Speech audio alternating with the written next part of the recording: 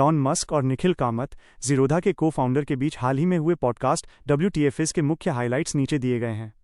इस पॉडकास्ट के सबसे बड़े हाइलाइट्स। 1. भारत और H-1B वीज़ा पर विचार।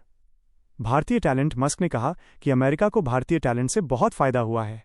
उन्होंने H-1B वीज़ा प्रोग्राम का समर्थन किया, लेकिन ये भी माना कि कुछ आउटसोर्सिंग कंपनियों ने इस सिस्टम का गलत फायदा उठाया है, गेमिंग द सिस्टम। वीज़ा सुधार।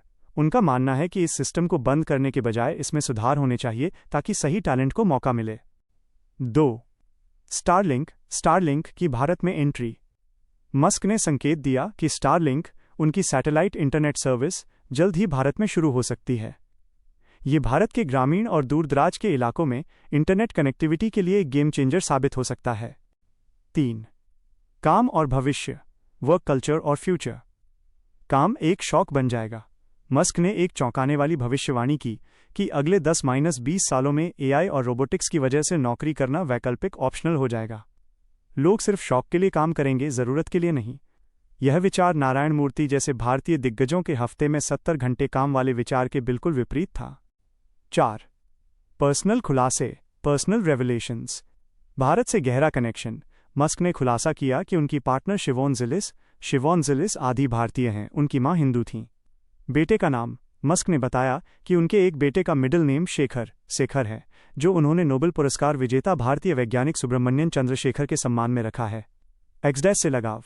उन्होंने अपने एक्स अक्षर SpaceX.com का लिंक बेटे का नाम के प्रति जुनून पर भी मजाक किया और कहा, कभी कभी मैं खुद सोचता हूं कि मुझे इससे इतना लगाव क्यों है।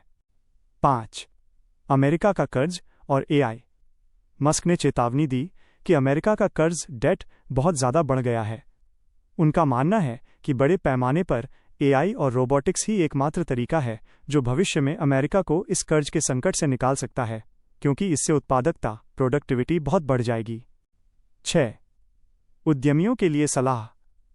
निखिल कामत के पूछने पर कि भारतीय एंटरप्रेन्योर्स के लिए क्या सलाह है, मस्क ने कहा, समाज के लिए एक नेट कंट्रीब्यूटर बने।